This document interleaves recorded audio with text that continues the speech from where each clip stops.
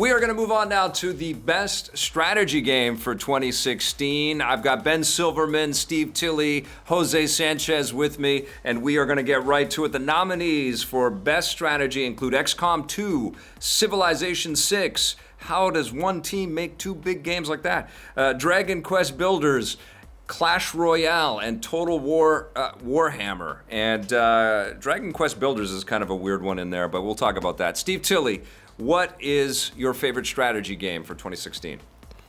The more we talk, the less time I have to play Civ 6. So if we could just along, that'd be fantastic. I've been a lifelong fan of the Civilization series, and I mean, each new one is it's an iterative evolution. I understand that we're not looking for them to reinvent the wheel, but I just thought Civ 6 was so polished and introduced. I love the way they introduced multi-hex cities, and I love the way they made the game to me a little less obtuse. I've always played Civ and not really understood what effect stuff I'm doing is having in the game, and I found Civ 6 smooth that a little bit. I still have no idea what I'm doing. I just still throw units, build stuff, and then somebody declares war on me and the game's over. But it's such a juggernaut of a franchise. It's hard to compete against that. I enjoyed most of these games though, and in fact I liked that Dragon Quest Builders in here. I like the fact that what looked at first blush like a Minecraft clone is a weird melding of Minecraft type building and the Dragon Quest universe. And I thought they did a really great job. I thought it'd be primarily a kids game, but it was and I guess it might be, but it's one of those games. There's one of the games that really surprised me this year, the way that it drew me in. But XCOM is you can't say too much against XCOM, but I feel like there's no way that Civ 6 could be anything but my pick, because it's the game that I'm still playing right now. In fact, as you guys are talking, I'm the game going on my other screen here right now. It's a good thing it's turn-based. 295. Jose, what's your pick, man?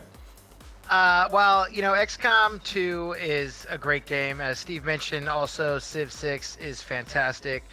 Even Total War, is a great looking game. I didn't really play Dragon Quest Builder, so I can't harken on that too much. But I mean, that is my level 3,000 plus Clash Royale Legendary Arena that I finally hit on, because Ben Silverman got me hooked on this game, and the shit hit the fan.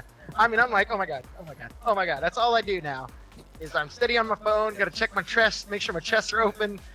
Got to make sure every 4 hours I got my chest ready to open. That's an interesting turn of phrase there. My friends, you've been enslaved. Yeah. Supercell, man. The Supercells just infected my Supercells, and now I can't stop playing Clash Royale, and that is why it has to get my vote. I mean, the other games are great. I love some XCOM, I love some Civ, but the game I play every single day, guaranteed, is Clash Royale. Yeah, it's a pretty phenomenal game, and Ben Silverman got me hooked on that as well. Watch your crunch, baby. Ben, are you choosing Clash Royale? I'm your pusher, man. Yes, I am playing the shit out of Clash Royale. It's all I do. You guys got to stop using the word shit when in reference to Clash Royale, because I bet so much of our gameplay on that sucker is while we're on the can. So please stop. Please stop connecting those dots so literally. No, but I am literally playing the shit out. I am playing the shit is coming out as I'm playing this game. I really logged a million trillion hours. I am excited that I got both of you guys hooked. Steve, you're next. That being said, in this category specifically, there's some design issues with Clash Royale that I think serve it better when we talk about it in another category, in the mobile category.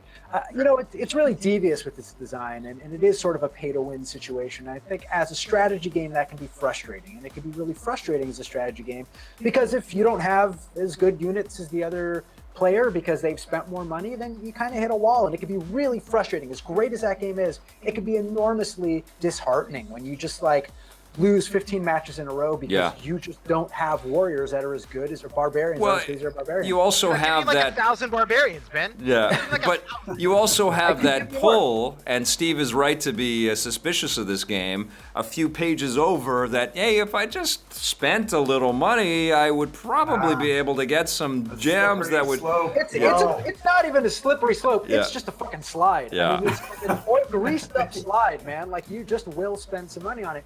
So, I mean, I don't want to harp on it for that because every mobile game basically nowadays has that kind of element to it. Yeah. That being said, for this category specifically, I am going to, as much as I've played Clash Royale, I am going to vote for Civilization 6 because I think as a pure strategy, I'm sorry, Jose, as a pure strategy No game, more barbarians for you, buddy. in terms of Crunch. we have another category for Clash Royale. In terms of a pure strategy game, in terms of sort of how many layers of strategy there are, how many different ways that you can win, the different victory conditions. The only thing that let me down about Civ 6 was that they're still not doing diplomacy the way that I always envisioned it to work. It always sort of hits a wall and you get into fucking war anyway. Yeah. So I feel like they've done a lot of great work on that series. They could still do more work, but that is the granddaddy of strategy games. And this year, it's the one where I think if you have a strategic mind and you want to really dive into different ways to achieve victory in a game, Clash Royale is going to give it to you in these small bits, but I think Civ is going to give it to you in a really big, kind of, you're going to keep coming back to it for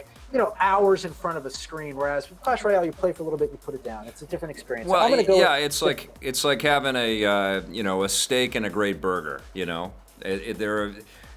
can have both. They're- Ask Jose. Yeah, and you can have both. But I think the thing that's cool about Civ 6 is that the technology is kind of caught up with the game, and so the production value kind of really sort of keeps up with the enormity of the experience. So all of the cutscenes are gorgeous and well voiced, and the music, which has been good in every iteration of the last 10 years, is also equally fantastic in this game.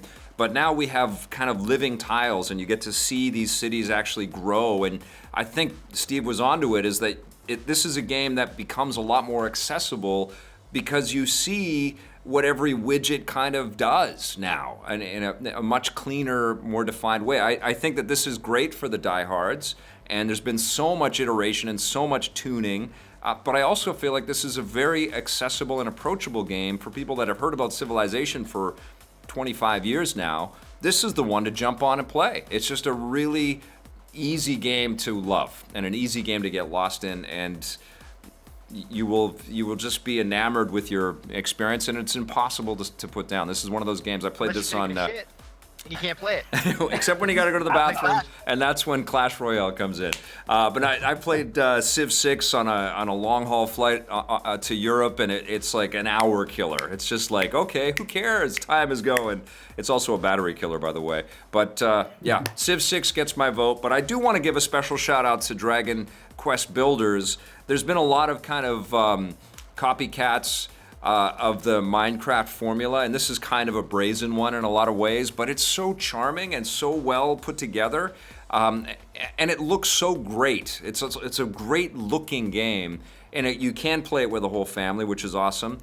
But I think one of the disconnects that a lot of people that have been playing video games for a long time had with Minecraft is that it looks so archaic and old and purposefully so because it was so big. Dragon Quest doesn't have any of that. It looks like a great little RPG, and then you have all of this great strategic building and customization and stuff with it. It's definitely one. All of these games are great, but yeah, my heart is definitely with Civ 6, and a special tip of the hat to Dragon Quest and at Clash Royale. I'll see you in the bathroom. But the Rocket Raygun Award goes to Civilization 6. Congratulations, Sid. You probably have about 6 of these right now. We've got a lot more Rocket and Ray Guns. Don't go away.